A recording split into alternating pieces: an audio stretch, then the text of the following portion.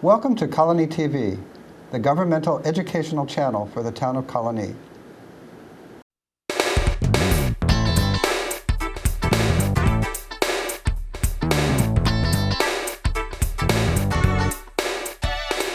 Hello and welcome to The Money Factor. I'm Richard Naylor, your host. Our guest today is Dr. Tom Denham from Careers in Transition. He's back again to give us another section of our series on job employment and vocational issues. We'll be doing a number of questions on interviews. We'll be looking at kinds of interviews and giving tips on how to answer and maybe even how to ask them. I want to welcome you back. Thank you. Thank you for having me. It's always good. The interview is the most neglected part of the job search, so I'm glad we're talking about it today. Most people spend a lot of time on resumes and cover letters, and then they just try to wing the interview. So I'm really glad that we're discussing this today. It does make sense because you're so excited to try to get an interview. You would think then you would spend a lot of time, but I guess it was so difficult to just get it in some cases. Yes, and once you get that interview, most people think, wow, I'm a really good talker and I shouldn't have any problem interviewing. And then they ask you a question like, why haven't you obtained a job so far? Or what experience on your resume are you the most proud of? Or define cooperation. And you're a little bit taken aback. And you have a very short interview. So, I know that there are different types of interview questions. I'm not sure that all interviewers know that they're using a specific type of interview question, but people who have studied it and analyzed what kind of questions tend to be more indicative of the kind of information that you need that you would actually make the right decision based on those questions. Those kind of studies show that some types of questions are better than others, and yet people get a variety of questions. So let's talk a little bit about what kind of questions people get. Richard, you're assuming that all interviewers are skilled and that prepare for the actual interview. So it goes both ways. So sometimes interviewers are less prepared than the interviewee. They don't sometimes know what questions to even ask, sometimes asking illegal interview questions. Somebody who's in human resources will be very skilled at this. That's what they do professionally. But somebody who is a hiring manager might not know what questions to ask to get the information to make the hiring decision. They might not know what the core competencies are that they want to uncover and learn about. So interviewers have to be prepared. So it really cuts both ways. Absolutely. So what are the main kinds of questions that people get? Well, you know, there are some certain standard interview questions, and then there are other questions that are rarely or sometimes asked. However, if you were to go and read some of the articles I've written a bunch of articles. You know, one of them is sample interview questions. Okay, those are the main types of questions you're going to get. But I also have a resource called 50 More Interview Questions, and you can just Google it. So anything that I've written on interview questions, and I give you a list, those are all fair game. But you are going to get questions like, what are your expectations for this job? How do you evaluate your success? How will you know if you're going to be successful in this job? What are the skills that you could bring to this organization? What personality traits would best describe you? You may get questions like, why do you want to leave your job? What is your greatest strength? What is your greatest weakness? You may get some open-ended questions like, why don't we begin the interview by telling me a little bit about yourself? And that might be a one that you would think is difficult. When you get an open-ended question, they're looking for a couple things. They're looking at you and thinking, how well does this person organize their thoughts? Can they come up with some details, or do they talk generally? And does this person ramble, or are they concise and persuasive? And that now you're talking about somebody who's actually knows what they're doing. Yes. and what they're looking for. So that's an assumption that we would like to think everybody who does an interview has, but as you said, not everybody is really prepared to do an interview. Right. If I was an interviewer, that would be my first question, would be, tell me a little bit about yourself. Because I want to see how they're going to handle this curveball. They have a lot of creativity. They can go in a lot of different directions. I want to see if they start to go off on tangents, if they start to talk too much about their personal life. I want to see how much detail they give me in the answer, and I also want to see if they relate it back to me and my organization. And I think what's difficult about the question is that what people normally do when they're asked a question is they think first, now what do they want to hear? Now that may not be verbalized inside their mind, but they want to think, okay, I want to tell this guy what he wants to know. So if you say, well, tell me what's your strengths? Well, I'm really good with people. Great social skills. I think I'm very convincing. I'm a good salesman. All kinds of nice things that you want to say, but how do you back that up? Okay, yeah, well, that's a good point. Now, you let's just step back and say, when somebody asks you a question, you want to tell them what they want to know. Oftentimes, they don't do that. Somebody asks a question, and I tell you what I want to tell you, okay? Which may or may not be what you want to know. So there's always a question behind the question. If somebody's asking you, what is your greatest strength? They're really asking you, what is that one asset that you could bring to us? Now, to your question, is you do have to back things up. And what I find in my practice, because I do a lot of mock interviews, is people talk too generally. So you were giving... Very general. You were talking about these skill sets. I'm a people person and I'm a team player and these sorts of things. But then you have to back it up with an example. So I tell my clients, start off one of your sentences with, for example. Right. That's a good idea. So if you state these generalities, for example, in a question, if I say, what are the top 3 skill sets that you could bring to us? And then you state the skill sets, then you have to use examples to back that up. And if you just say the skill sets, you could at the end say, would you like me to provide some examples of how I've demonstrated that? And I think if you turn that around and you're the interviewer, you would actually, if you've gone beyond that first question where you want to see how somebody organizes themselves, and you're looking at somebody maybe for a job where the fact that they can say this really well is not the important part because it's a job that's more technical or maybe it's artistic. You want to find out how really good they are, not how good they sell themselves. So you would ask follow-up questions, just like what you were saying, for example. So you would say, well, could you give me some examples of that? Yes. You should be going into the interview like it's an exam. Here's Dr. Tom's 50 more interview questions with white space on the side for you to jot notes. And you should be prepared to have your resume in the back of your head, and you have to ask yourself, what am I going to pull out from the resume that is going to back this up? Most people don't do that. They talk too generally. Remember, the interviewer doesn't know you. You've got to provide those details so that they make the right decision to hire you. It's very much like basketball or tennis. It's like the interviewer gives you the ball, and you've got to take this ball and make the shot. If you make the basket, you win the point. That's like you get a little smiley sign on your evaluation. If you don't make it, you got to make the point next time, or get the rebound, or get the and you've got it. So at the end of the day, you get 10 questions. Maybe you got to make 7 or 8 of the baskets, and then you have a couple that fail. That's the way you have to think of things. Is at the end you have to say, what is my point? What am A lot of times what people will do is they'll start off really great, but then they'll go downhill and they'll talk and they'll ramble and they'll talk and then they kind of end, and in the back of their head they're going, oh my God, what the hell was I doing? Right, and then they walk out thinking I didn't do a very good job. That's right. Most of the time because they weren't prepared. And some of the time because people are so self-critical that they go out and they don't realize they did a good job. I know people like that. No matter what they do, they're always so critical that they think I did a horrible job. You may have great interviewers.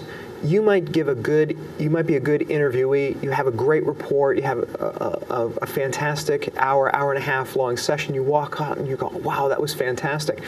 And then you never hear back from them because they pick somebody else. And it's very much like somebody beat you by 1/100th of a second. That was it. They said something or they bonded. The interview is really decided in the first 2 minutes. From when you walk in that door, you have that chemistry, you have that presence, and certainly your appearance, your eye contact, your smile, your handshake, how you carry yourself. Whether you're like the other person and they want to hire somebody like them. Right. That's right. People want to know, are you going to fit in on this team? Are you going to be different? Are you going to be difficult? And you can really make an evaluation on a person very quickly. Even before the questions are being asked. So you might go into this interview and you might smoke all these answers, but you blew it in the first 2 minutes because you badmouthed the secretary on the way in. And we know that some interviews are kind of pro forma, but you are interviewing possibly for a future job, even though maybe you missed this one by a hairbreadth, but the other person gets the job and leaves after 6 months and they remember you. Right. Exactly. Happens. Now you mentioned the resume as a basis for your answers. I hadn't thought about that before. Mm-hmm. So that's a nice way to relate to what they can see. Right. They could see it on the resume. You might want to point it out on the resume. But when you should have like a toolbox of examples, so that when they ask you the greatest strength question, you clearly state what your greatest strength is, and then you go to your resume and you tell a story. It's called the STAR method, which is the situation or task. I'm sorry, situation, task or action that you have to do, and what's the result. And you want to always end on a result, and that's what I tell my clients: end on a result, because the result is the outcome. A lot of times people will give these examples and the interviewer is in the back of their head is saying, why the heck should I care about that? Right. How does that help me, my organization, my department? Does it make me more efficient? Does it make me more money? Does it make me more productive? Many people don't think that way.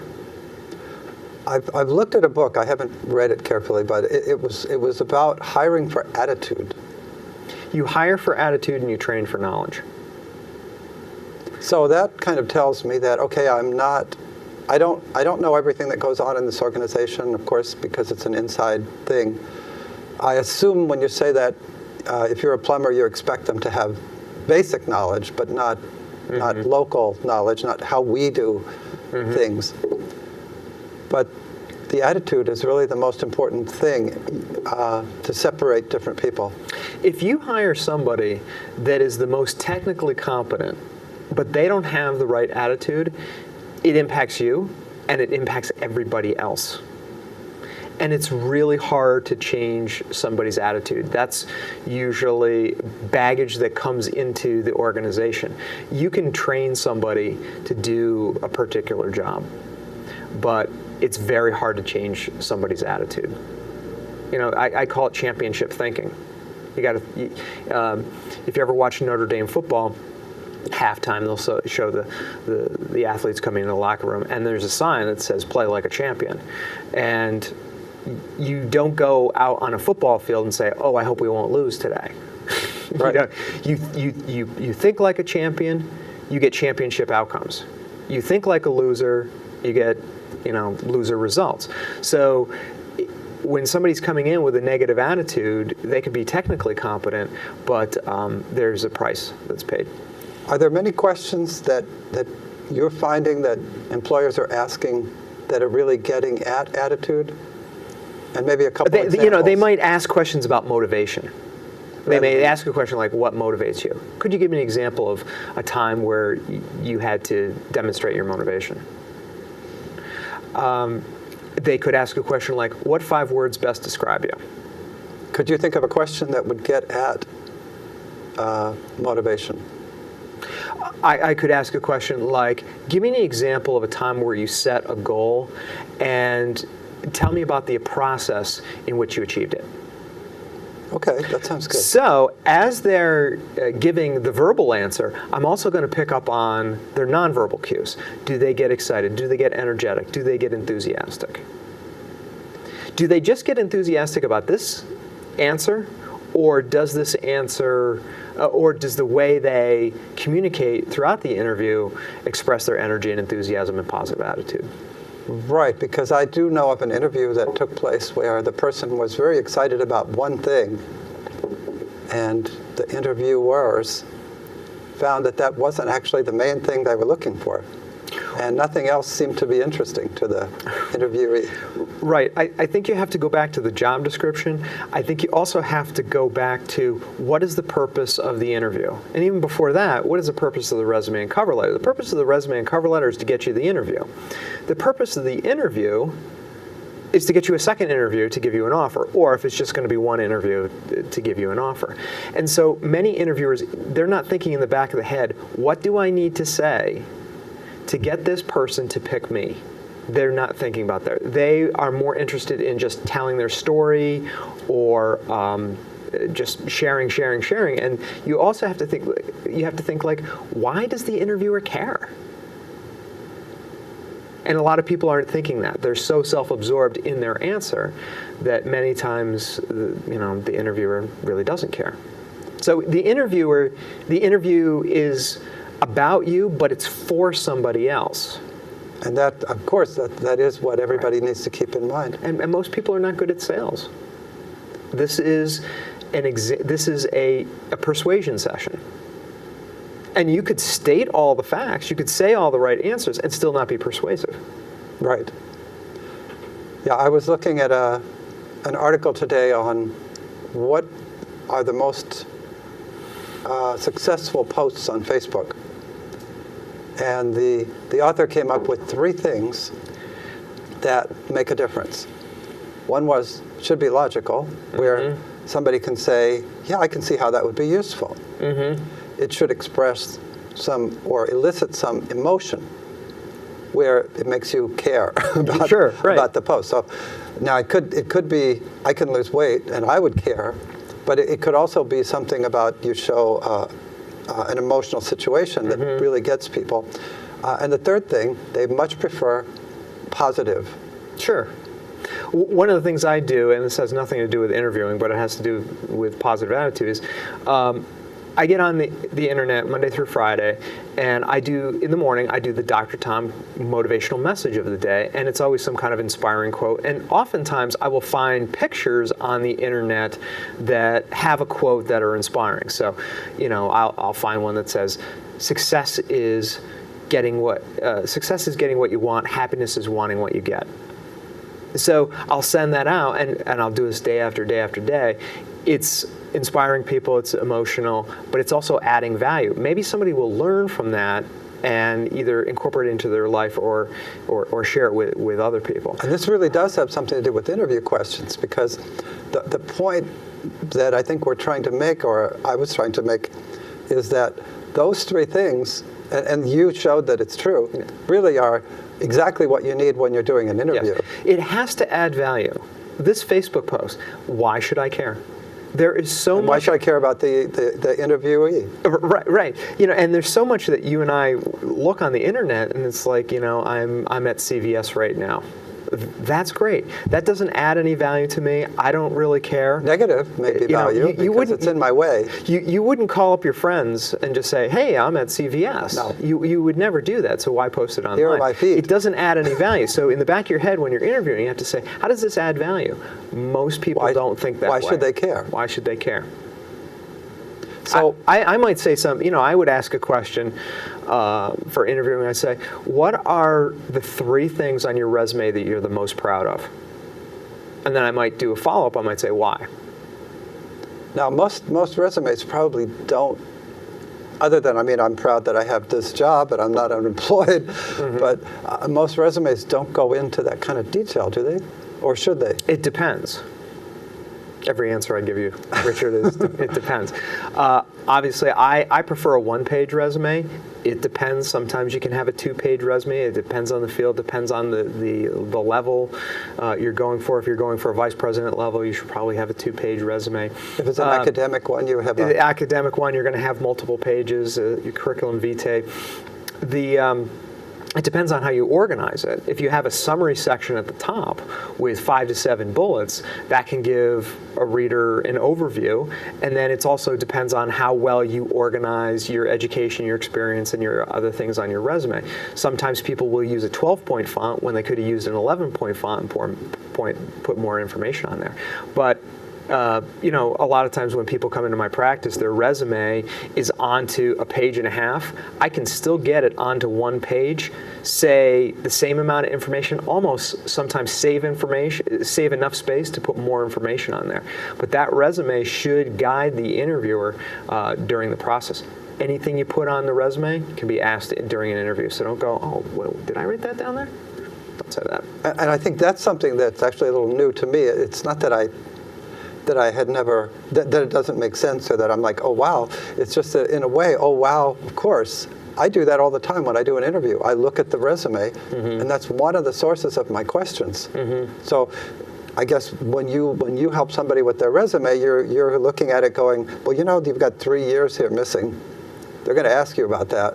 So let's go over some possible questions they're going to ask you. Yeah. When you read this article, 50 more interview questions, you'll find things on here that may make a candidate feel uncomfortable. Because they may ask you things like, I noticed that there was a gap in your resume.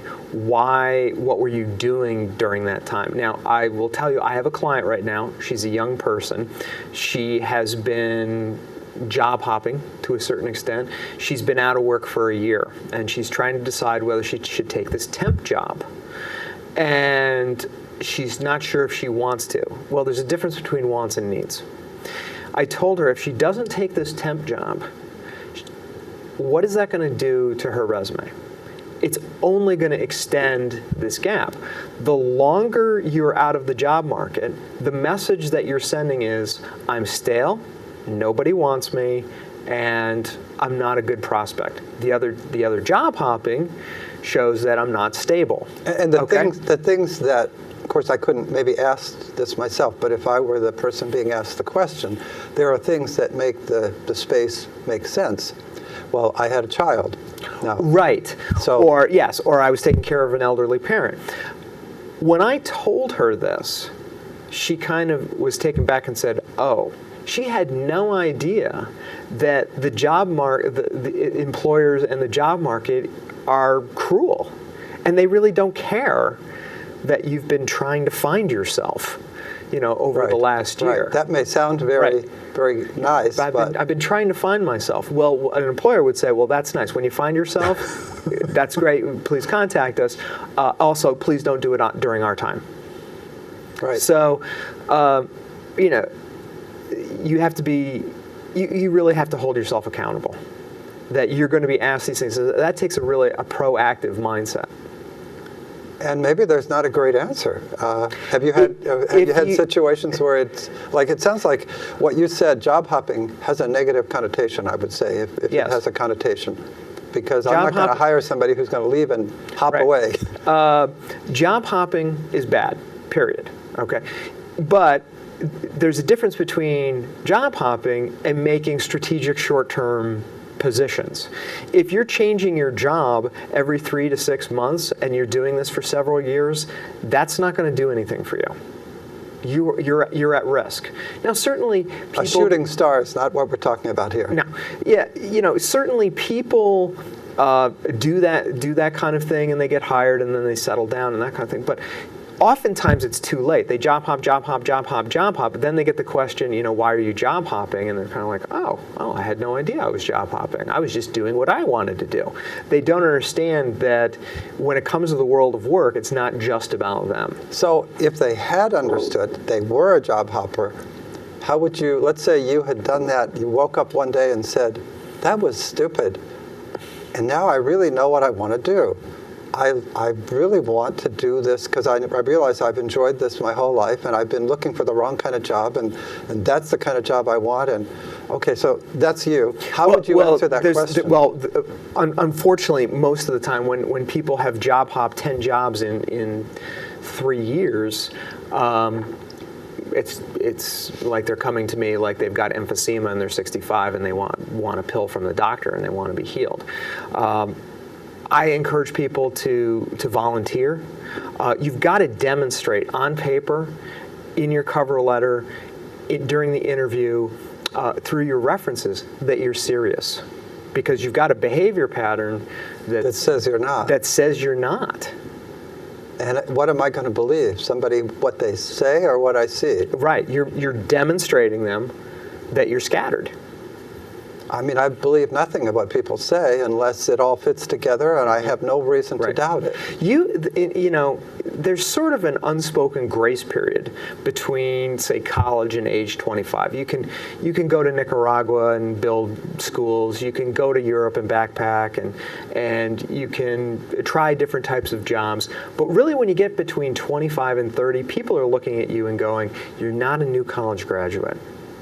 Right. Are you serious about your career? Now, if you're not serious about your career, that's fine, but you're not for us. Okay. We only take the best and the brightest. It's a competitive job market out there. When you take a job, I tell the new college graduates, especially when I was at Siena and I was the director there and I was taking student appointments, I would ask them, if you're offered a job, they would say, well, I don't know if I want to take this job. I don't know if that's what I want to do for the rest of my life. First of all, that's an old paradigm. Second of all, do you know of anybody that's doing the same thing for the rest of their life? Very few people are. And then I would say, are your parents doing the same thing? No, they've changed jobs, they've got downsized, all that kind of stuff. So I'll ask them, how long do you think you could stay in this job?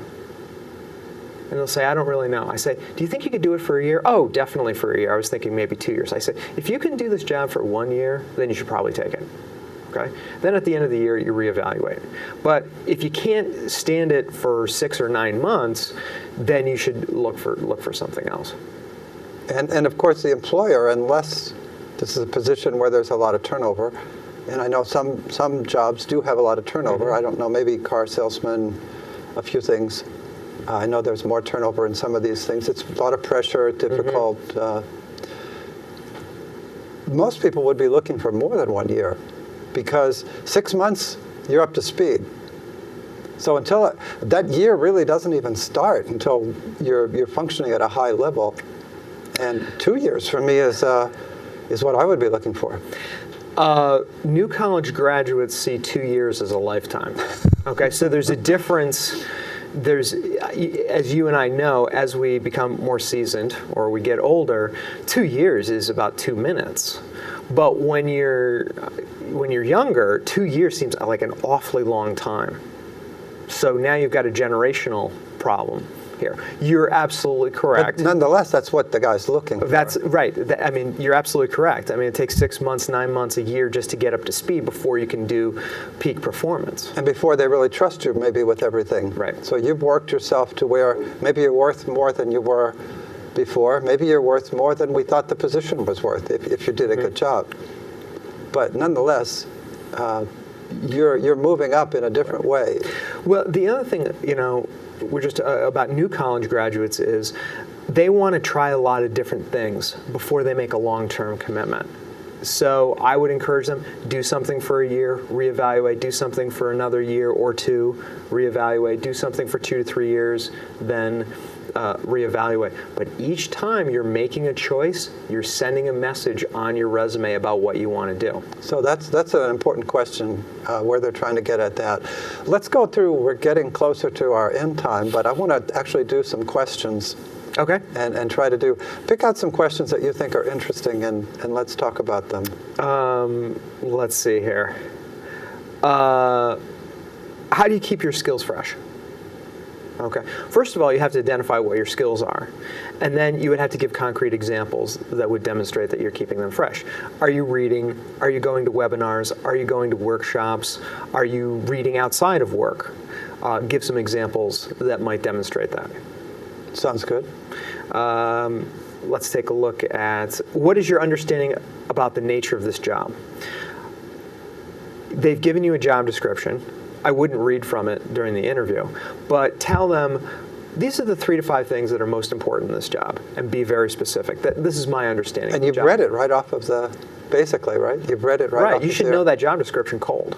You should know what the core responsibilities are. And I just want to go back, when you're preparing for the interview, you have to know the job, you have to know the employer, you have to know the industry, and most importantly, you have to know yourself. And I would say it's good to show that you've taken the time to find out. That demonstrates something, whether you're invested. So I could, if I was the interviewer, I could ask you about the understanding of the nature of the job. I could say, tell me 3 to 5 things that you know about our company. I could also say, that's a nice one. What do you think is the most important trend facing our industry? Wow, that's a broad question. That's going to require some research. I want to know, do you know the job right here? That's kind of small. The company is bigger, and then the industry is much larger. Now, you might not ask that question. Let's say somebody was applying for a job as a stock clerk at a grocery store. They might not. But if you knew that, nonetheless, they might start looking at you as management, because a lot of times they'll hire somebody for a stock clerk, and Sure. while you may not be upper level, you may get to be a supervisor, and now Sure. you can think about the industry. Sure.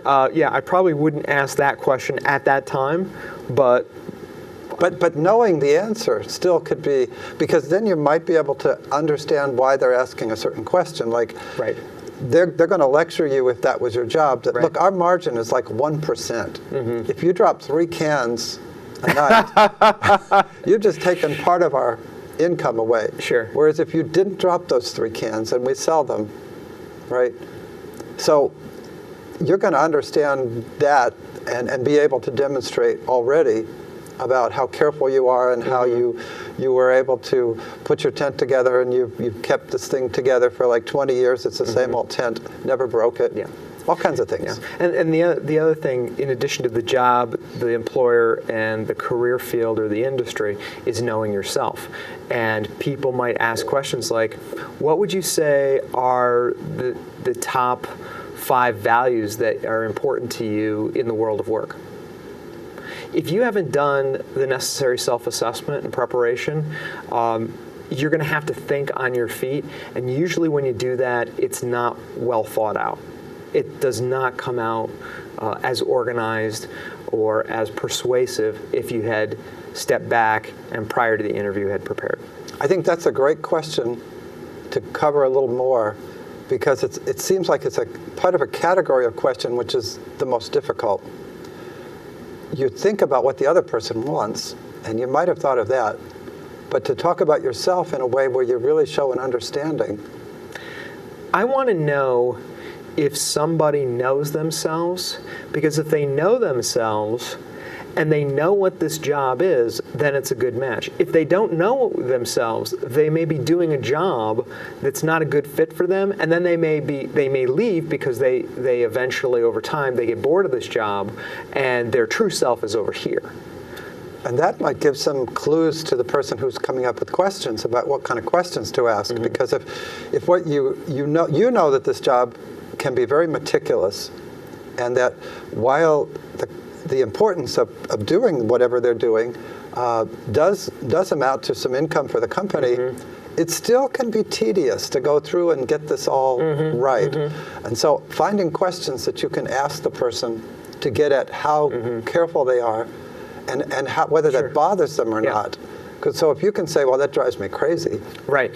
Well, in the self-assessment stage, you look for 4 things. You look for their values, you look for their interests, you look for their personality traits, and you look for their skills. So if they say, I'm very organized, that might fit well. If they say they're very detail-oriented, that might fit well. But if you were really to push them and say, one question is, tell me what your values are, tell me what your interests are, tell me what your personality traits are, and tell me what your skills are. If they haven't really thought about those things, they might stumble. Many of these interview questions are really career counseling questions. Like, for example, if I asked you, what do you really want to do in your life? What is your ultimate ambition? What are your goals? maybe somebody hasn't thought about that before. Maybe for the very first time somebody's actually asked that question. If I asked, where do you see yourself in 5 years? Many of my clients don't know. They don't know where they see themselves this weekend. And I know that the person doing the hiring is interested in that, but they're interested in it because they want to know how that's going to fit with their own organization. So it might be that this job is a dead end, and I'm going to know you're going to leave, or you might be giving me information that, no, I have a good fit with that. I know that it's a smaller organization. I'm not going to be president because you're president, right? And unless you sell it to me, that's the only way I could be president, then you know that person's comfortable in that position. Right. The person, when they ask the question, what are your goals and ambitions, they want to know who you are. Does that match up with who we are and where we're going? Do you know where you're going? If you do not know where you're going, we're going down this way with our organization. Are you coming along with us, or along the way are you going to get confused and say, I don't want this, and you're going to bail? Right. There are also some really dumb questions that I find very obnoxious if they ask me. But what color are you? Well, I'm kind of an off-white, right? What color? Whereas they want to know, like, am I blue, or what's my favorite color? I don't have a favorite color. You don't have a favorite color. It is, it can be a bit of a trick question. I would say blue. If you look at my colors of my organization, Careers in Transition LLC, it's blue. Blue sends a message of warmth and friendliness and caring and strength. If you say, if my organization colors were red, red is the color of a stop sign. Red is also the color of a stoplight. But it's also a color for passion. Could be roses are red. Right. Love. So it's. I just find those questions ridiculous. You could say, well, they do ask them. If you said my favorite color is black, somebody might say, well, that's kind of dark. But if it's a Wall Street firm, you'd say, well, I like to be in black. Well, green's okay too. Yeah. I like to go to black tie affairs. Right. Right. If in another way of, if somebody said, what's your favorite color? And you said magenta. There's a whole fuchsia. If you said garnet or something like that. I went to St. Lawrence University and our colors were scarlet and brown, not red and brown, scarlet and brown. So if you went to an interview and you said scarlet, somebody might be like, well, why didn't you say red? And then you might go into a whole story about that. But sometimes those questions are not. Let's hope it doesn't. This resource that I have here, 50 more interview questions, I didn't write down what is your color. I mean, there's certainly more questions or better questions that you could ask during the limited time that you have during an interview than and I've read that one of the color. Purposes of that kind of question is to get at your creativity. Yeah. So your answer was much better because it was more psychological. No, so then I might turn the table and say, what's your color? Okay. Right. And then I might say, why? I might create a dialogue about that. Color. But most interviewees are not going to do what Dr. Tom is going to do, is twist the tables because they actually want to get the job. Which is a good idea, yeah. But, it could create a dialogue. What color are you and why? If you say red, and then if you answer the question first, then I have a better sense of how I want to answer the question. Let's touch base on another kind of interview question that I really like, as maybe as a last thing, a behavioral question. I don't know how many employers use that a lot. More and more. Okay. It's called critical behavioral-based interviewing. And the premise is past performance is the best predictor of future performance. So you'll ask a question like, give me an example of a time where you had to use teamwork to solve a problem. Okay. So you can't get out of it's not a yes or no. Right. So they're getting at your behaviors. And again, you use the STAR method. Here's the situation, here's the task or action that I did or we did, and then here's the result. Okay, and you always want to end on a result. But you can use the STAR method for many of these other questions. So the goal is the interviewer says, okay, these are the top 10 core competencies we're looking at. We're looking at teamwork, leadership, interpersonal skills, problem-solving skills, creativity skills. And then you ask questions around those. And that's what you might get. So if you're going to an interview, I think you're suggesting that people read these questions, go on the internet, read questions, and come up with a good answer, and maybe run them by somebody. Well, yeah, come in for a mock interview, a videotape practice interview. Actually, I'm doing one next week. So there are a couple rules. The rules for students in colleges and universities is internships, internships, internships. The three rules of interviewing are practice, practice, practice, and the three rules of job searching is networking, networking, networking.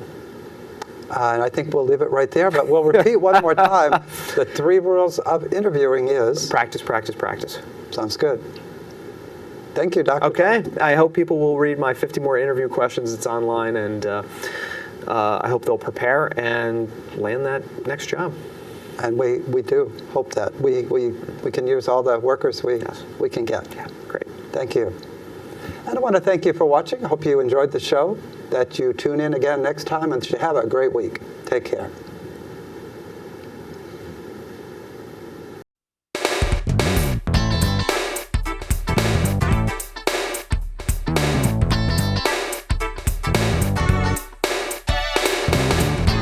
Welcome to Colonie TV, the governmental educational channel for the town of Colonie.